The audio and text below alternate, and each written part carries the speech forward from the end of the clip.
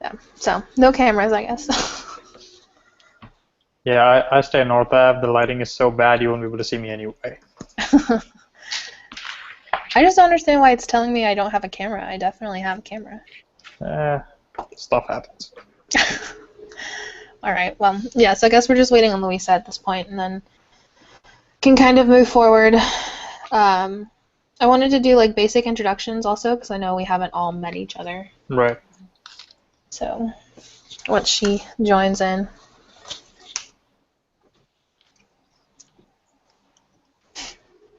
We're still meeting on Sunday though, right? Did we ever decide on an official time? I don't think so. Okay. Yeah, I haven't mentioned anything because I never heard about a time or anything. All right. I'm good for Sunday. Okay. But I was going to mention that today to, well, guess I'll there's talk not. to Shamik and we'll see what happens. Yeah. I could Who probably. else did we want to? Yes. Sorry. Yes.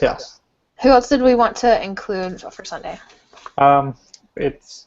I guess we can invite people if they want to come. Mhm. So both Louisa and Jorge are welcome to join. Oh, cool. All right. So hi, I'm with Karsh, by the way. So we're most likely meeting on Sunday to kind of meet with the HCI team and kind of touch base on what's been going on with them, what's going on with us on the psychology side, and kind of start to talk about how to integrate stuff. Okay. Because the whole point of this research is to provide feedback and provide kind of a knowledge base to HCI people. You know, this is how you're supposed to do it, or this is what should happen with whatever you do, and to development that, you know, these are the thresholds you have to take care of.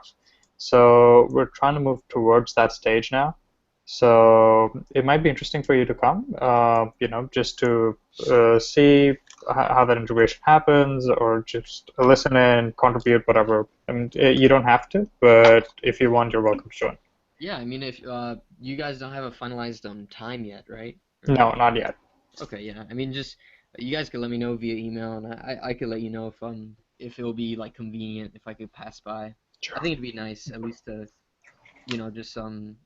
just interact with you guys face to face and kind of like get to hear how it's getting integrated. Right. As a quick note, I know for me, Sunday afternoon would work better. Okay. Just throwing that out there. Afternoon, evening, anytime after like 2 is preferred, but I can make earlier if I need Yeah, no, Shamik's not going to be awake before that anyway, so it doesn't matter. to. Okay, cool. Hey guys, Lisa. I'm late. Hi. Hey. Hi. Do you guys hear me? Yep. Yep. Okay, just making sure. So I think first it would be probably beneficial if we all kind of did like quick introductions because I know we don't all know each other. I know most of everyone. So I'm Katie. I'm gonna kind of leave it at that. I think everyone knows me. I can go next. I'm Utkarsh. I'm a fourth year CS. I'm graduating this semester, hopefully, and I am working, as of now, I'm working on the psychology team, but hopefully soon I'll shift towards development. Cool. I'm Jorge. I'm a third year BME, and yeah, I'm taking psych this semester, and I do have some experience programming, but yeah, I'm just mainly interested in just doing some research analysis and helping out as much as I can. Sweet. Hey guys, I'm Lo. I'm a fourth year CM. I also kind of program, but like doing design stuff more, and have been so far kind of on the psych team, but I'm really excited to see how things progress. Sweet. So we had one additional person, Ariella. You've probably seen her in emails, but she unfortunately does not have the time anymore. She's a cheerleader, and so she and they have regionals, and so she doesn't have the time because of practice. Just in case you're wondering. So today I was hoping we could talk about some of the token economy stuff, but there isn't really anything there yet. And I would like to have a chance to look over everyone's notes and everything first before we do that. So I think other than that, so definitely I want you guys to kind of wrap that up, token economy, get everything uploaded to the Google Drive as soon as you can.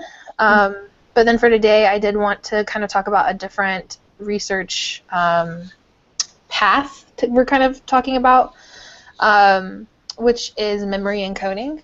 So the way generally memory works is you have sensory memory, or you have like sensory, tons of stuff is going on with your senses. From that, few things get passed on to your short-term memory, and then from there, even fewer things get actually put into your long-term memory. And that's kind of where we want our research right now to focus, is what are strategies that we can use, effective strategies, that take bits of information from your short-term memory to your long-term memory. So we know one is repetition, and that's one thing we're definitely going to include, but we want to make sure we're not missing any important strategies or even something that people think, anything that we could implement into an app. So I definitely think if you can look through the literature, tech will actually have information on this, because this isn't an education topic. This is more of a kind of on a cognitive level. So tech will actually have research on this, which is nice. So find some peer-reviewed articles. Anything about, like I said, learning strategies, strategies of encoding memory from short-term to long-term memory, that would be really fantastic. What exactly do you mean by learning strategies? So I know a comment, like learning strategies as in how, so like a lot of the times you're going to see articles written about like how do you learn most effectively. So anything like I said, repetition is one. One that you'll see commonly is going to be something like explaining it to others is another strategy.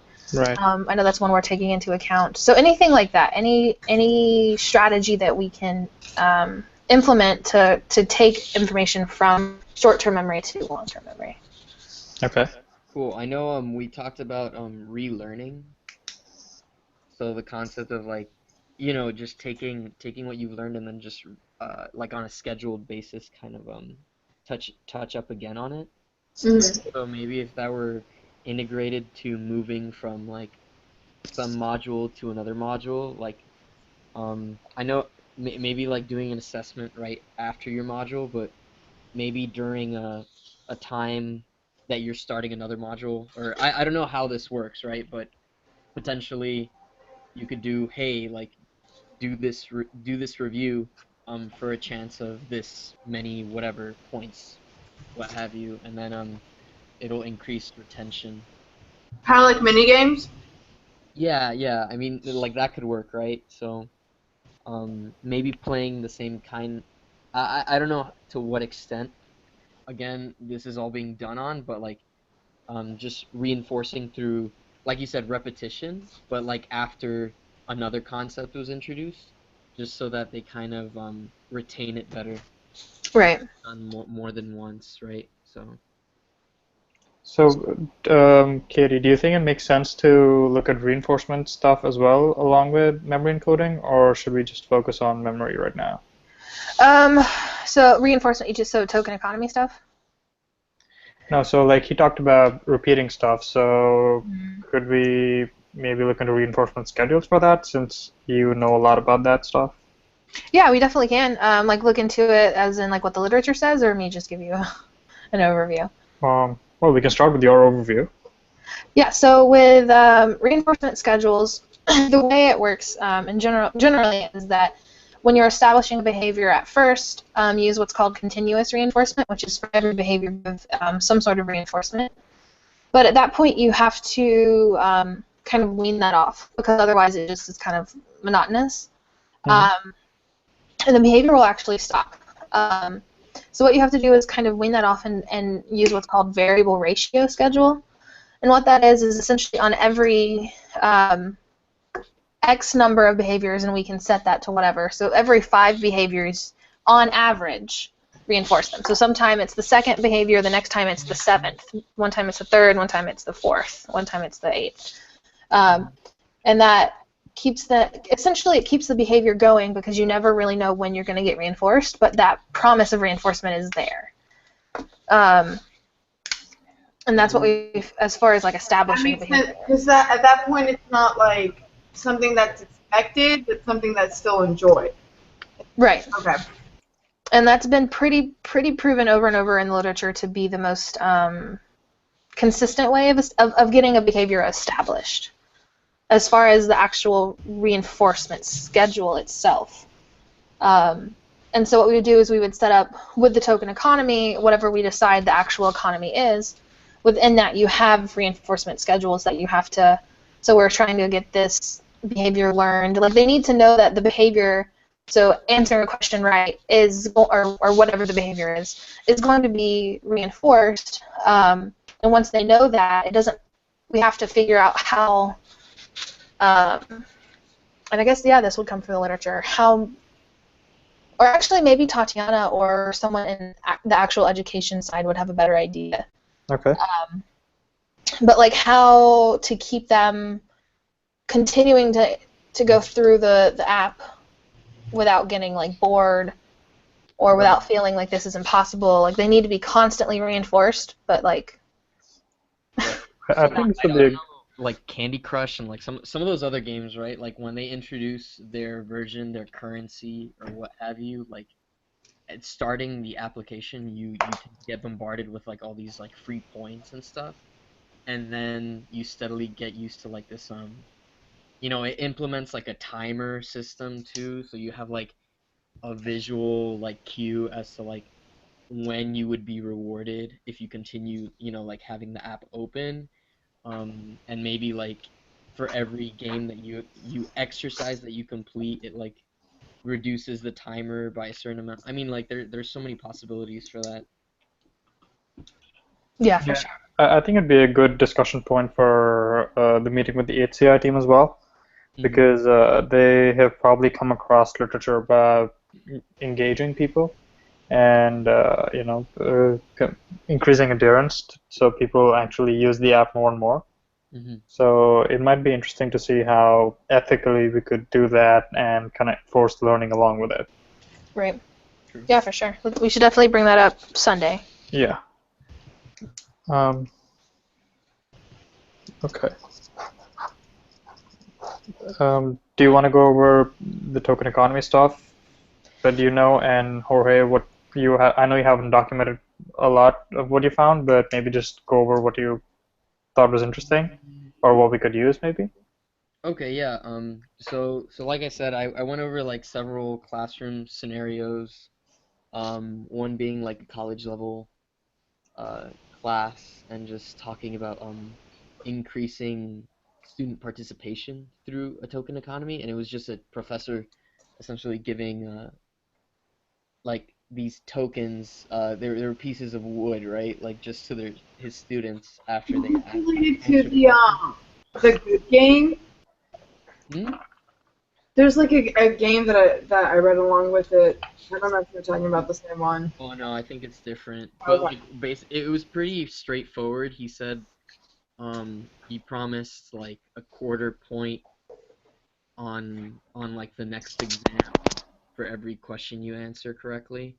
And another interesting thing that we might be able to translate is that he those tokens were only redeemable at the end of every class, and you weren't able to like keep the token, right? You had to give it to him at the end of the session, right?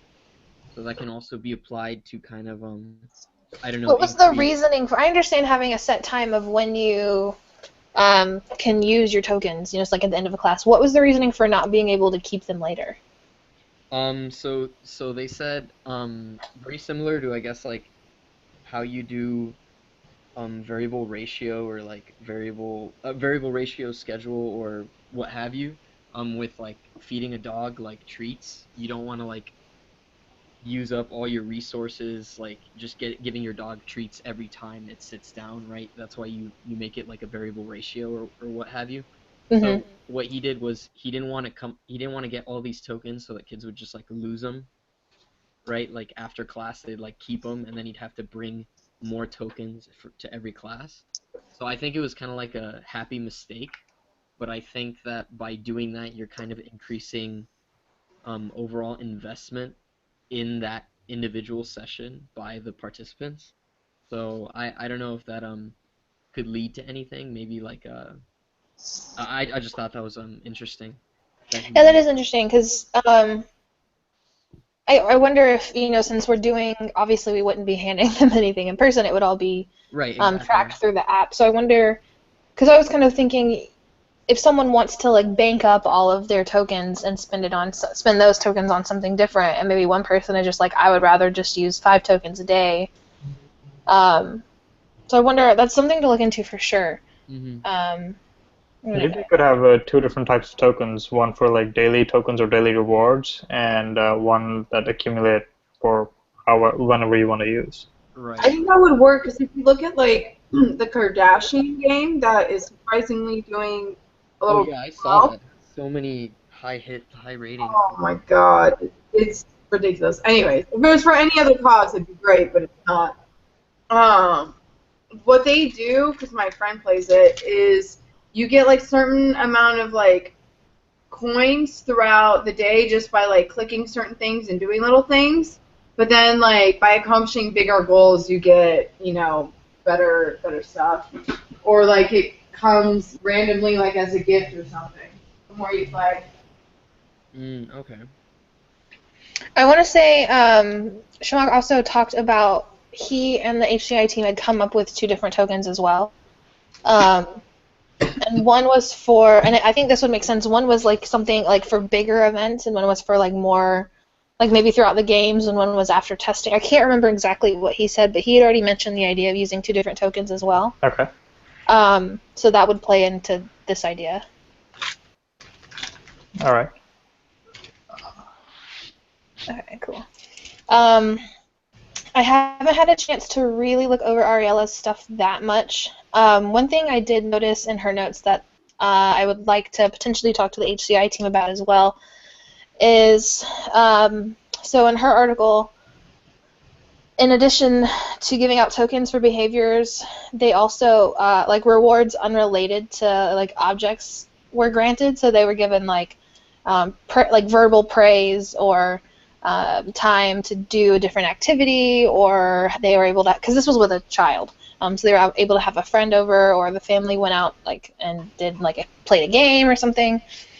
And I think it would be interesting to implement or see if there's any way to implement something along those lines as well, because that seems to be a theme in all the behavior or in all the articles I'm seeing as well, is that they have like these actual tokens, but then they also have rewards that aren't just tokens, or that can more social appraisal, like accompanying the token. Right, and so I think that would be something to talk about as well, if that would be feasible, possible at all, or if it's just something we just have to overlook.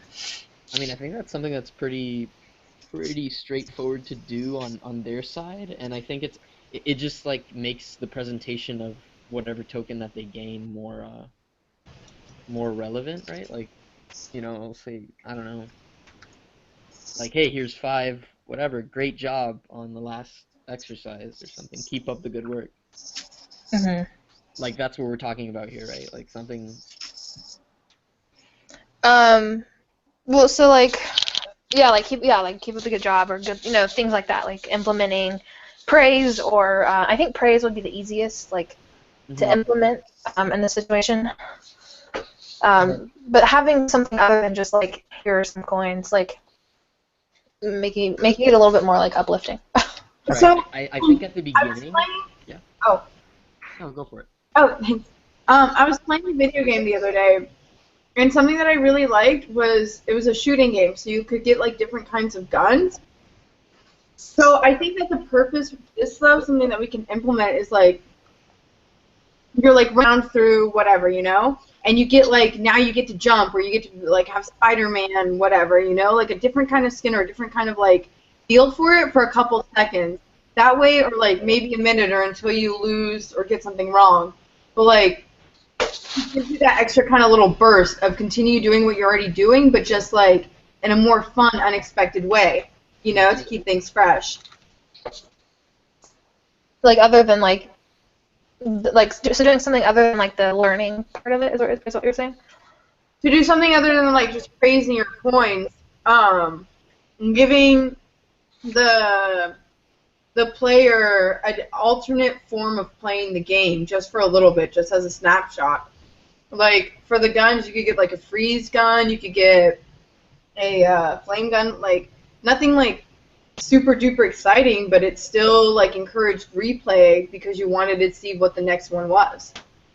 Yeah, so I play a game which has a similar idea. It's a shooting game, military game on my phone, and they have this thing called daily rewards. So you can do your missions and stuff in the game, and then there's a daily challenge in which it's a very easy challenge. You always win, almost, but they give you like the really high-end weapons that you can only get when you're really, really playing the game a lot.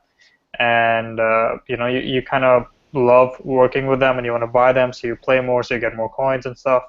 So that might actually work.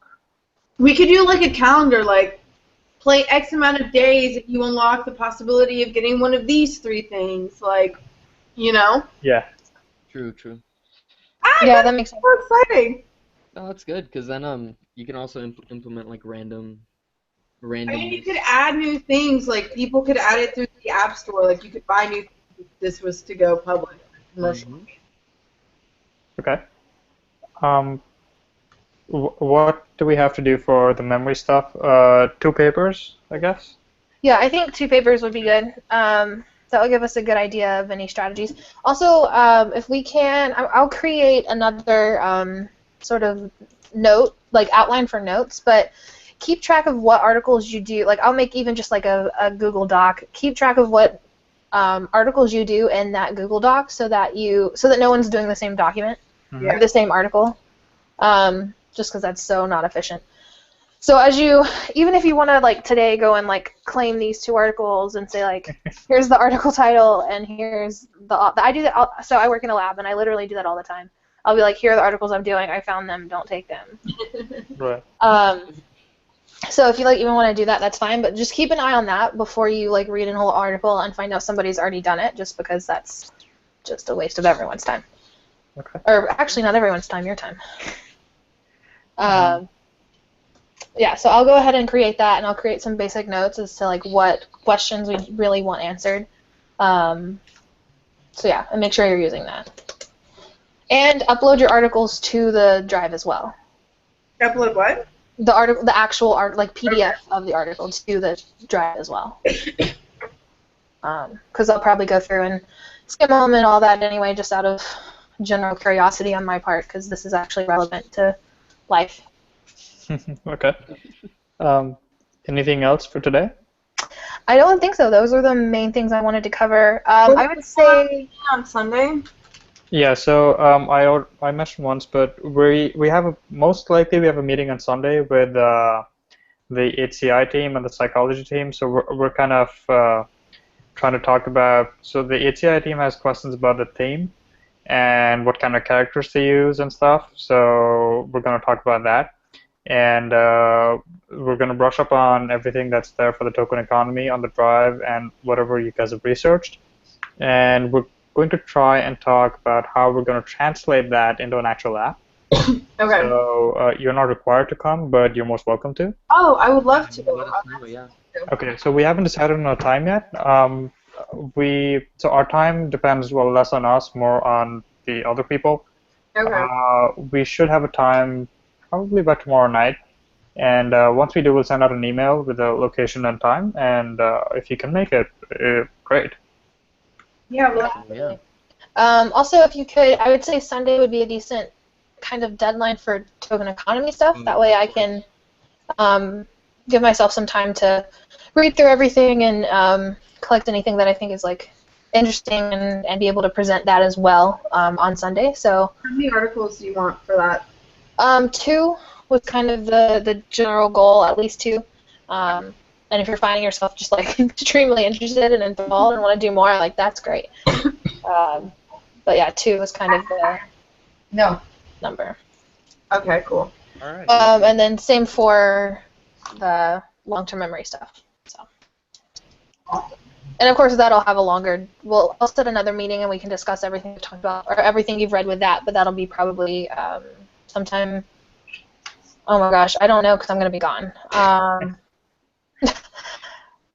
Maybe Lukas, you can do that meeting Sure.